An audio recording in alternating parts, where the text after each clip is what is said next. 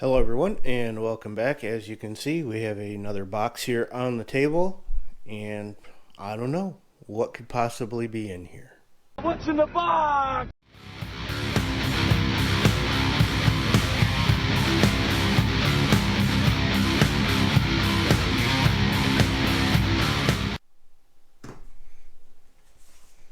Alright, and inside our Magnum Research box is a Desert Eagle 1911G.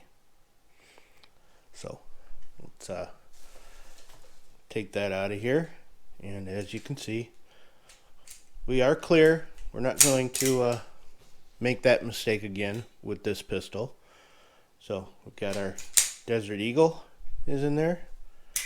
We've got a 8-round magazine, another 8-round magazine. We have our chamber flag, which is in an orange zip tie, but that's all right. Do not attempt to operate the firearm without reading the enclosed instruction manual. Well, I did that. We got the bag it came in. We've got a business card from Outlaw Ordnance. They're the ones that did the grips on these. So you can check them out at Outlaw Ordnance on Instagram and Facebook. And they're in West Monroe, Louisiana. I don't know. That's how you pronounce it. There's my receipt from Magnum Research, because I had to buy this directly from them to get it. Lock and manuals under foam inserts. So it was also where my other spare magazine was at. So there is your lock. There's your manual for it. Alright, now as we said, this is the Desert Eagle 1911G from Magnum Research. This is their Viking edition. This is the first in their Warrior series that they're planning to do. Now I talked to them at NRAM, and they were talking about doing a Samurai one, and he had a bunch of ideas for stuff they were going to do. But their first edition one was the Viking, and I couldn't wait to get my hands on it. I've been watching for this thing since NRAM up there in Indy, and they finally released it, and of course I bought one and proceeded to shoot my wall with it, but that's a whole different thing.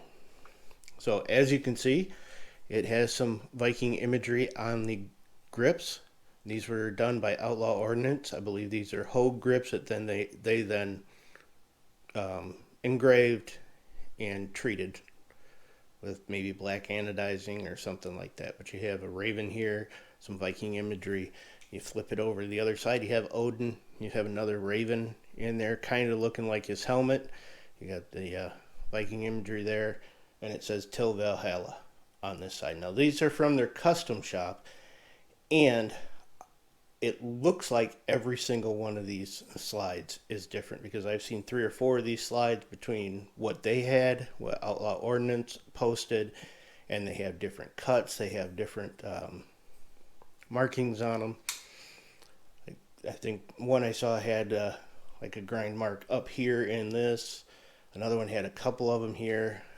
Some of them had them on this side, which I obviously don't. So that's pretty cool if each one of these slides is different. Now, I don't have any more than just my one slide, so I can't tell you if each one is different, but it's really cool if that's what they did.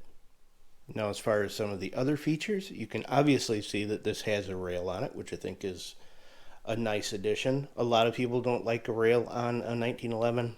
I like having rails on just about anything, because it means I can put a light on there if I want to. Gives me some accessory options. I like having a rail. It does have the skeletonized trigger. It came with 2 8-round magazines. It has a full-length guide rod, but no ambi safety. Though if you look, this grip is cut for an ambi safety. So if you wanted to, you can add an ambi safety to this. I don't know if I really want to. I'm probably going to keep it pretty much like it is. I don't want to get into it and start taking things out and putting things on. I love this pistol the way it is.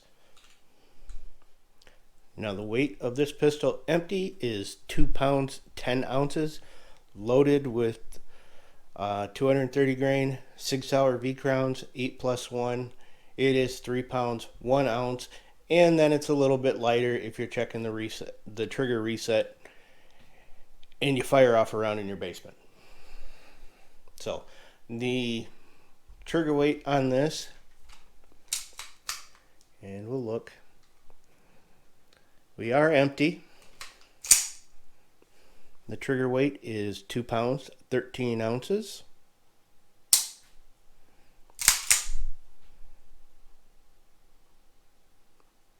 And there's your reset.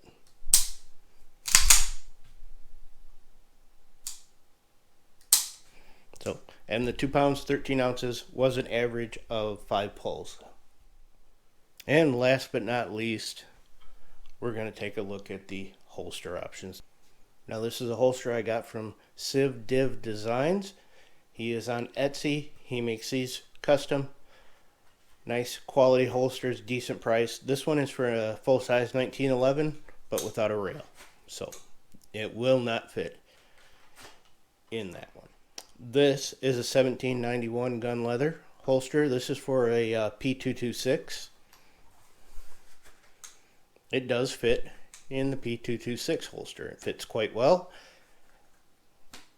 Covers your trigger guard, covers everything on the firearm, and it's easy to take out of there. This is, of course, a Savoy leather holster. This is for a 4-inch 1911 without the rail, but he does make them a little bit looser, and you can get this one into his regular 1911 holster. So if you really wanted to get one from him, he had one available for 1911 without the rail. You could probably get your 1911 with the rail into one of his. It's pretty tight, but it's got some nice retention on it then. And we also have one from Savoy Leather. This is for a P226.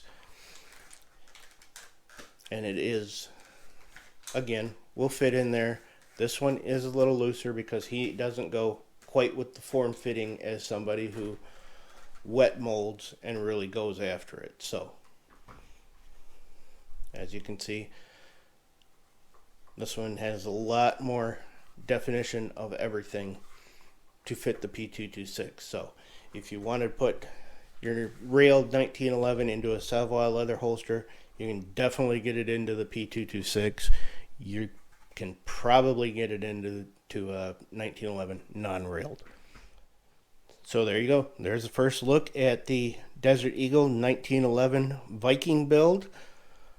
Hope you guys enjoyed it. I'm going to take this out probably sometime next week, get some actual rounds through it, more than just the one that went over there. And I'll bet it shoots like a dream, because it shot like a dream in here. So I hope you guys liked the quick first look at the Desert Eagle Viking 1911. Like, share, subscribe. Until next time, stay armed, stay vigilant, stay safe.